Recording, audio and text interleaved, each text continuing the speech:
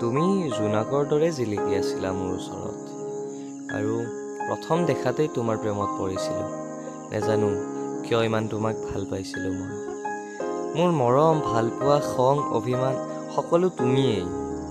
একো নভবাকৈ তোমাক ভাল পাইছিলোঁ, কিন্তু তুমি মোৰ ভালপোৱা দলিয়াই পেলালা। তথাপি তোমাৰ প্ৰতি মোৰ একো ক্ষোভ নাই, কাৰণ তুমি মোক ভাল নেপালেও মই যে তোমাক সঁচা হৃদয়েৰে ভাল পাওঁ। তোমাৰ এটা মেছেজৰ বাবে বহু ৰাতিলৈকে উজাগৰে থাকোঁ আৰু অৱশেষত তোমাৰ লাষ্ট চিনটো চাই মই শুই থাকোঁ।